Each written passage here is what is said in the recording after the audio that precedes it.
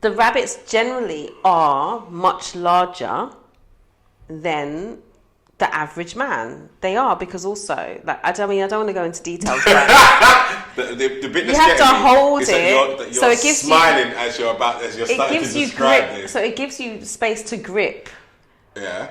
So that's why you have the extra length of the rabbits, because that extra length is for you to hold. So aren't some girls just like letting go of the bit that you're supposed to hold? Yeah, they do actually. Some of them the do. I mean, it just depends. It depends on, we've spoken about this in past podcasts, the depth that you have.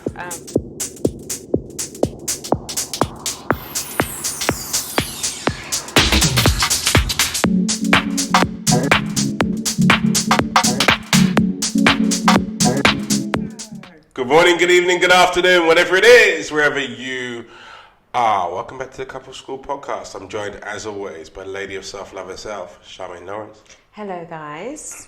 I'm clearing because I've got a throat. Because we're sick.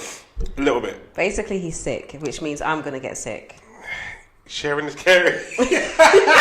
Sharing is caring, Share the experience. Oh, thanks. Yeah.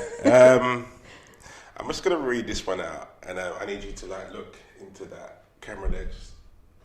So, my boyfriend and I have been together for 6 months now. It's very new and very exciting. I can feel myself falling for him a little more each day. I have no real complaints, except that I was single for about 2 years before meeting him, and have got very used to my vibrator for satisfaction. Now, whilst my boyfriend isn't small, he's smaller than my rabbit, and so unable to compare on performance. I want to let go of the toys, but I can't finish myself without them. What should I do? Dun, dun, dun. What? She can't finish. Why does she need to finish herself? Why is he not finishing her? I don't know. I think that's what she's trying to say. She doesn't finish herself. Not she doesn't finish herself, as in doing it herself. Herself doesn't finish. The only time she does finish is when she's... Yeah, but that's because she's been using the toy for 2 years and she's only been with him for 6 months. And therefore, she probably hasn't explained to him her body. Like, every woman's body is different. So, he has to have time to get to know that body. But if she's not guiding him in doing that, then it's obviously that it's going to fall short. Fall short. God, sorry. That's going to be the cutaway. It's obviously going to fall short. No, I don't mean fall short. But, and also, the rabbits generally are much larger than the average man. They are, because also, I don't want to go into details, but the bit you have to hold it, you're so it gives smiling you, as you're starting gives to you describe grip, this. so it gives you space to grip. Yeah. So that's why you have the extra length of the rabbits, because that extra length is for you to hold. So aren't some girls just letting go of the bit that you're supposed to hold? Yeah, they do actually. Some of them do. I mean, it just depends. It depends on, we've spoken about this in past podcasts, the depth that you have. But yeah, I just think she's being a bit dramatic here. It's not that deep. Like, everyone knows you got a big rabbit and whatever. But every woman is different, and not every man, the way every man moves is different. And also, he's probably not learnt your body, or you're not allowing him to learn your body because you're out here having fun with your toy at the same time. Like, they're not. It's not supposed to be replacing a man. It's supposed to be additional. And that's what I think. She's just. How can you compare a toy to? So I'm not trying to kill you today. Yeah, you are. But what is she doing? I don't know. I don't know. I think basically, if she's trying to say that she has not had an orgasm with her partner, and she only has an orgasm when she uses her toy, then she needs to figure out what it is of why that is happening. And if she can't come through penetrative sex with her partner, then she can come from clitoral stimulation. There's multiple ways to come. Mm-hmm. And so if she's not teaching her man, then she's failing. We can't keep blaming men for not doing certain things when we actually know our bodies. So if you're not teaching, that's your problem. Each one, teach one. There you go. See? Yeah. I don't know what you think. I'm not disagreeing with anything you're saying. I think this one simply is a matter of time. You've got used to doing things or accomplishing the task of climaxing via a particular method, and that sustained you over the last 2 years. So your body's got used to that, and you've also probably got very efficient at it with that particular method. Now you've got boyfriend here. You've got to give him some time and some coaching to get to the point where he's able to stimulate in a similar or reflect or same way. The other thing you're going to have to do is to let go of the toy. Why? Not completely, but reduce its use. Yeah. Because whilst you're still using the toy and using the toy in particular as a way of stimulating the climax, that's always going to be your route of climax. If you want your body, and the thing is, actually rephrase that, and if that's what you're happy with, then that's fine, but then don't complain about this part.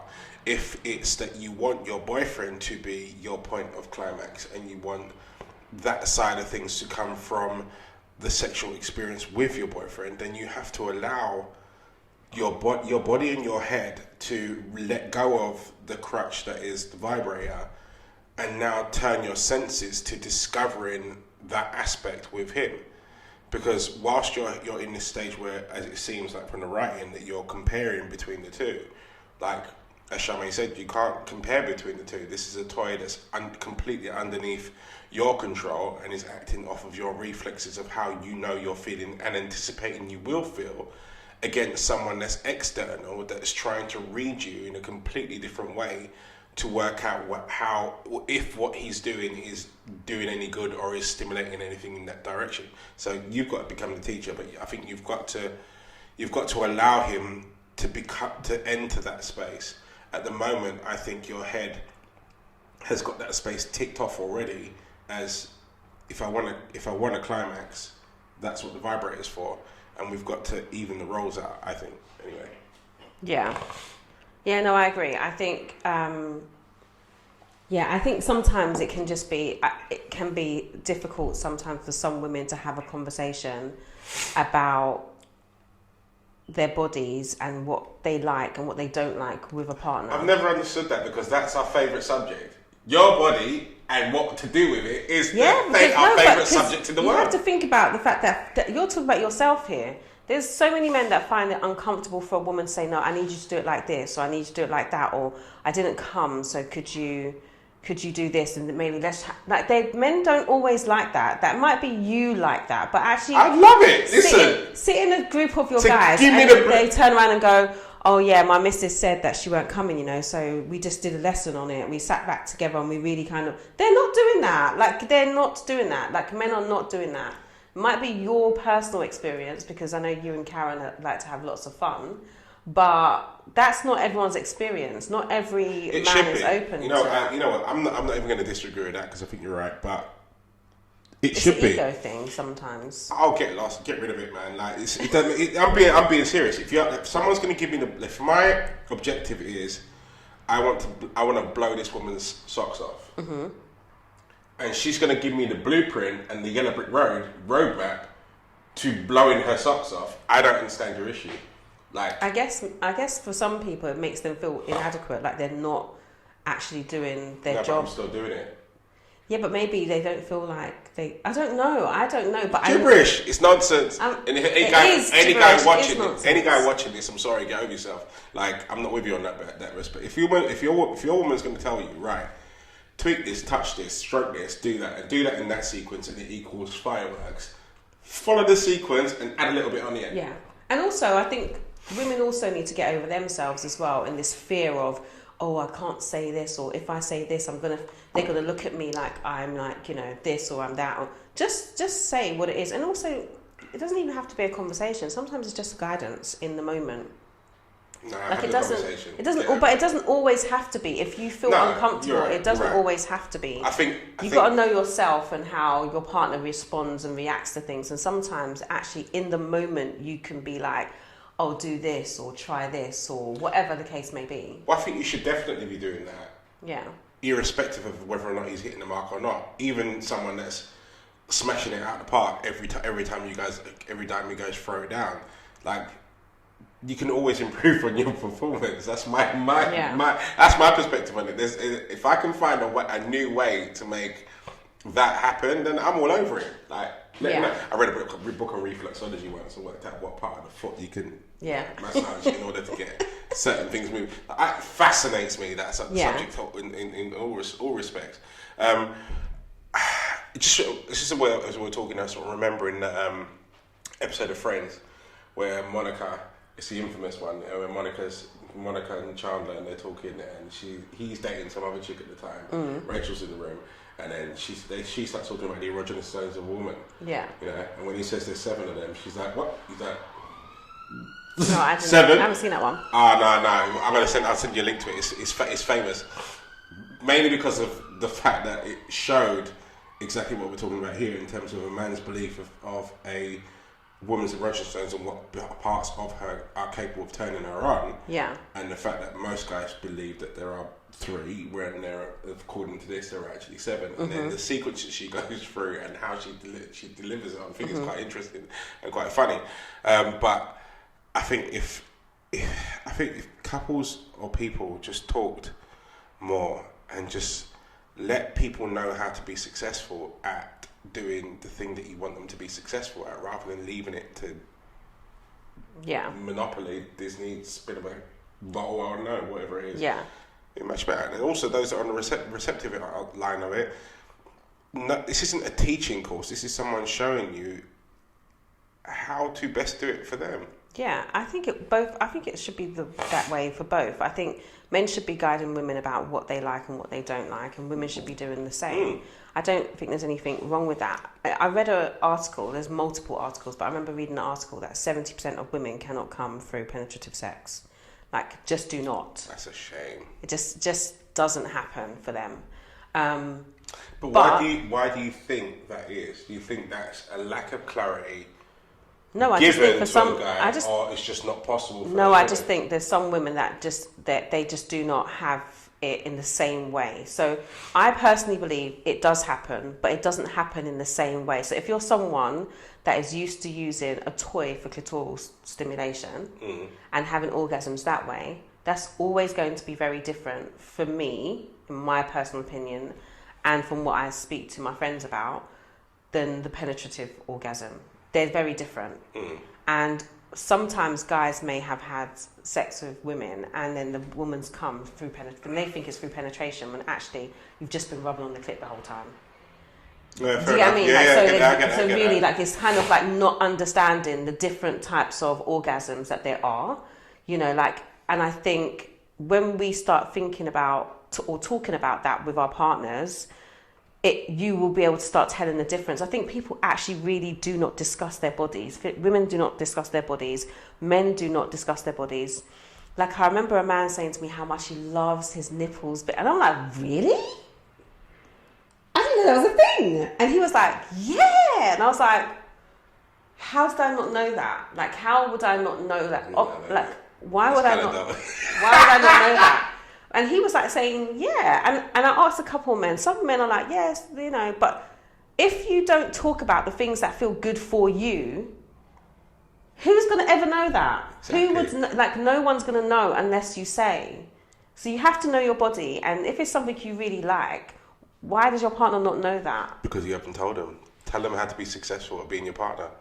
There you go. It's one of the biggest. I mean, I was having this discussion today earlier on about, and this was with someone that's sort of, they're going for a transition in their relationship.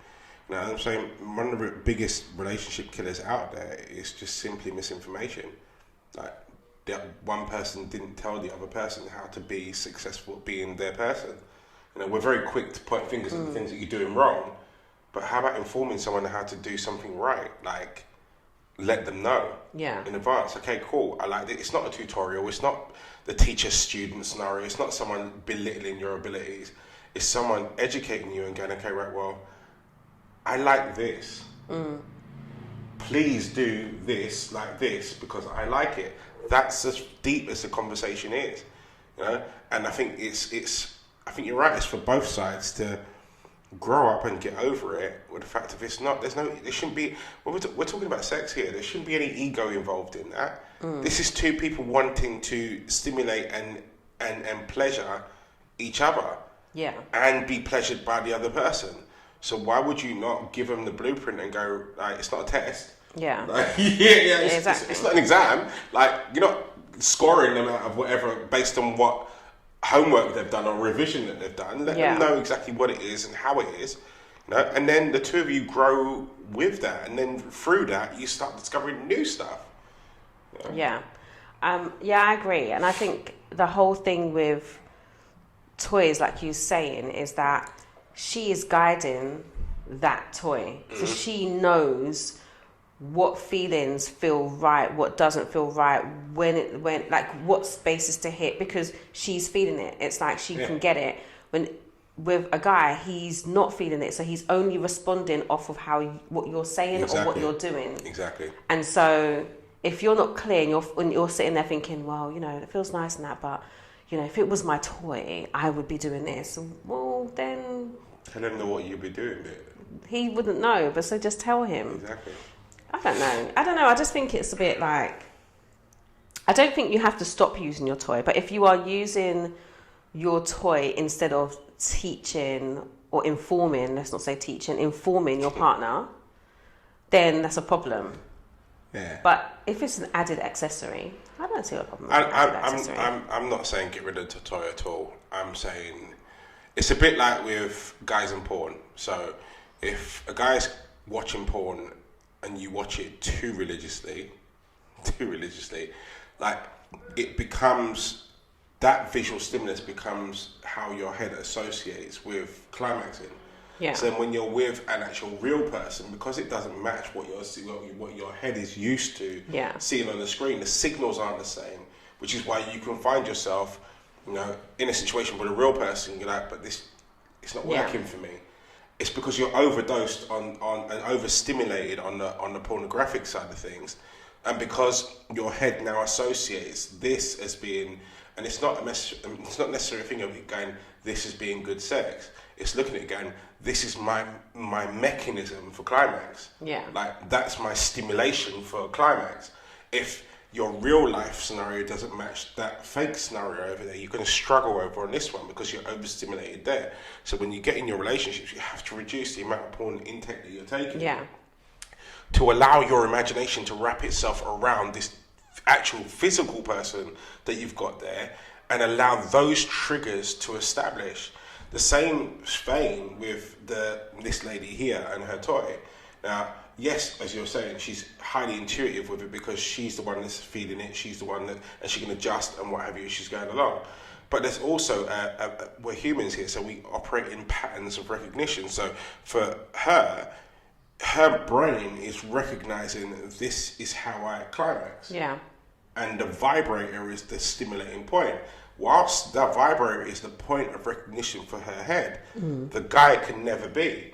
Yeah. You know? So in order for, if your desire is for the guy to be, the toy needs to be reduced and probably changed in its representation. And what I mean by that is, maybe you're no longer using the toy by yourself, but you're bringing the toy in with your guy, and it's used as a setup for him, then for them finishing the game, so to speak. Yeah. You know? Now, it's people look at sex as being just this physical thing, and it's so not. There's so many other bits attached to it that make it great. You know, it's the emotional involvement, but also the mental connection that you have with it, and the patterns that your brain associates with the actions that are going on. That's the real build. And so if the toy represents everything, the guy can never represent even something. So what we've got to do is switch it around and change its definition. So he's got a decent chance. Yeah. Let me tell you a story. Once upon a time. In a faraway land. Here comes there was Disney. this guy who had decided that we should just watch porn, and like, you know, to get the mood going. I was like, okay. So I've never done this before with a partner, right? I was like, okay. And then 2 minutes in, I was like, okay, this is great. I'm ready. He was like, no, let's watch. I was like, what do you mean? he wanted to watch the whole thing. Wow. And I was like, what? I'm like, no, the sounds are enough for me. Let's go. Yeah. Kind of thing. Yeah. No, he wanted the whole visual story. I was like, okay, this is just, it's a whole turn off now. This is just not going to happen. I thought, like, you know, the sounds got me going. I was like, okay, let's go. Like, no, he was actually talking about sitting down, watching the whole thing. I was like, this is what you do on your own. Watching the whole thing is what you do on your own. That's not setting the mood. That's watching the movie. That's watching the movie. You just wanted to watch a movie. Do you get what I mean? Watch Free Willy. Like, what are you doing? I threw that in there because I just felt like there is a difference between the things you do on your own 100%. 100%. and the things that you do with your partner, and that looks different. And I think with her, she's looking at, this is what I do on my own, it's so amazing, da, da, da, da, da. But yet with her partner, she's not being stimulated because she's thinking about what would be happening with the toy. Yeah. And it's like, no, they're two different things. And also, you also haven't had the conversation. You haven't been clear about what it is you need. Yeah. I'm interested to know, though. Like, I've got so many questions. I would ask her, are you coming from the penetration of the toy? Or are you coming from, is it clitoral stimulation? Or is it just an amalgamation of juices? Like, what is it? And what's the difference between the partner? Like, with your partner, like, do you get what I mean? I would want to know, is it that he's not making you come at all? Because there's other ways to make you come. It doesn't have to be through penetration. Or is penetrative orgasm better than your clitoral orgasm? Like, I just want to know. I just want details. You want details? This is a woman thing. I want details. Karen's I want details. Karen's like that about everything. So she's like, I'll come back and I'll say something. Oh, so-and-so's, this happened with so-and-so. And she's like, oh yeah, and what? I'm like, what do you mean? I didn't ask him that. I don't care. Like I didn't ask him but that. This it's is not why, a bad thing this to is do. why men and women need each other. Because, of course. You know, you guys do the task, but we have to do everything around the task. That's fine. That's cool. But stop asking me for everything around. Like, I don't. But that's sometimes we hope that you have the details. No, I'm never gonna. Look, I'm an old man. Like, I don't change. I'm never gonna ask the detail. Like, I get to the point of the story, and I skip all the get to the point of the story, fix the bit that's broken, and then leave. That's me. Yeah. Operation in, out, done. Yeah. Like Karen, every time she's like, oh, yeah, and what did they say? I'm like, yeah, we need the full context. We need everything, because the outcome will be different based on the context. No, it's not. The outcome is the outcome. The outcome is the outcome. I'm telling you the outcome. But you're asking me for context. The approach is different. Whatever. No. Well, you know, I'm just saying. I'm just, you know, giving you some clarity. No. No. Just no. You know that porno story is. It's not the first time I've heard it. It was very different. It's not the first time I've heard it, and I've heard it in guy circles where the guy was baffled. Really? He was baffled. He was baffled. Like. Well, the girl wanted to watch the whole thing. No. He wanted to watch the whole thing, and he couldn't understand why she didn't want to do anything after. The audio is going through our head, and we're already creating our imagination. We don't need the visual. Right. But this is the thing. So men, women, very different creatures in how they're stimulated. So men, very visually stimulated. Yeah. So for him, watching the whole movie and watching all of it was him just building up a bit. Okay, I'm ready to. But by the time he turned around ready to, she was like, her legs were folded. He described it like she was sat there, her legs were folded. She was like, honey, no, you ain't getting in there. Oh, it's weird. And so I had to break it down to him and say to him, look, like, you've got to choose your audience. So like, if you're there by yourself, obviously you're watching the whole thing, and that's you, and then you're picking and choosing your moment as to when you're gonna make things happen. But if you're sharing a pornographic experience with another person, you have to bear in mind what their stimulus is and what their points are. So like, you're sitting there watching a porno movie with a girl, like, they're not necessarily watching. They're not really watching what's on the screen. they're absorbing the atmosphere that it's there, and Yeah. the pictures it's now painting in their heads. And then we've replaced the girl with ourselves, and we're replacing you. Exactly. And now we're thinking, oh, yeah, okay, cool. And then we're ready. Let's do this. So you as a guy need to look at her triggers and go, okay, cool. Like, remember, the objective is not to watch the porno; it's to have sex with the real person that's beside you. Yeah. So watch the triggers on the real person that's beside you. When the engines are at their hottest, that's when you stick the pizza in the oven. You don't like overkill it to the point where the oven's out now, and you're just left with dough and pepperoni and tomato sauce. Like, it's just funny because he was baffled. It took me about 15 minutes to get him to understand and he was like, oh, okay. By the time he got it, then next time he was telling me, you did it right. You did it right. Yeah, there was no next time. No, there was no next time for the same person. Oh, there right. Was the next time with there's no comeback. That makes sense. Guys, there's no comeback for that. There's no comeback for that. There's none. Or if you do, let me know because you've got skills. Because it took him a while. He was baffled. He was completely. I remember the conversation. He was baffled. He's like, "But Andrew, why?" No, I was like, what? He actually looked at me. I can remember the face expression as well. I was like, yeah, we're gonna watch the whole thing. I was like, okay, why? Atmosphere is set. What are you doing? Yeah, and the other thing, I suppose for a guy, you got to understand what might be going through a woman's head in that point. She's going to start asking why. Why do you need to watch the whole thing? So you're going to watch the whole thing now, and then you're going to come to me. So are you replacing my face with her face? Yeah, I could have gone and made a cup of tea and washing up in that time. Like, it's not necessary. It's not necessary. No. Now my imagination is just how weird you are. I'm just saying. That's not the field you want to be in. It's as bad as the friendship box. Exactly. Worse than the It's worse than the friendship box, actually. There's no way out of it. There's none. So I think to wrap it back around to the scenario there for young lady, if you are watching, I think what you need to do is reduce the amount of time that you're spending with your toy. I think you need to involve your boyfriend a lot more. I think you need to allow time for your boyfriend to get to know you, and also let him know what to do, how to do it, where to do it, what way to do it, what angle to do it at. Mm-hmm. Have some fun experimenting between the two of you, and maybe take the focus off of the toy being how I climax to I'm learning how to climax with my man. Yeah. And if you frame it in that way, I think you'll have a much higher success rate of actually getting what you truly want, and your relationship excel tenfold. That's what I think Anyway, that brings us to the end of this episode. Me coughing, spluttering and sneezing and what have you.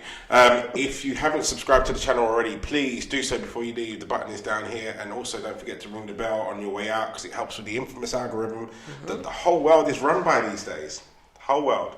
Don't forget to join us for Couple School After School. Now, I have an apology to make on this one because I've fallen asleep twice. I missed it completely. So massive apologies, and as a result of that, we're gonna have to move the time earlier because this old man, I get up too early.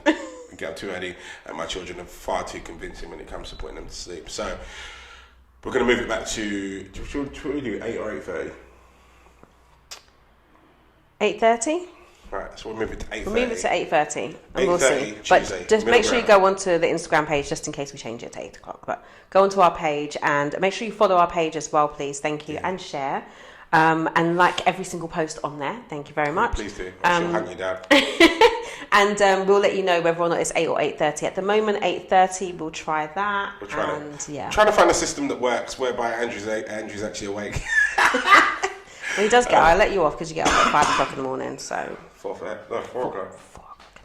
4 o'clock in the morning. Generally speaking, I'm in the gym and on the gym floor at 4:30. That's my schedule. So yeah, it's a bit mad, that and children, crazy. But it's the world that we live in. Anyway, that's just happened this week. You guys stay strong, stay focused. peace. Yeah.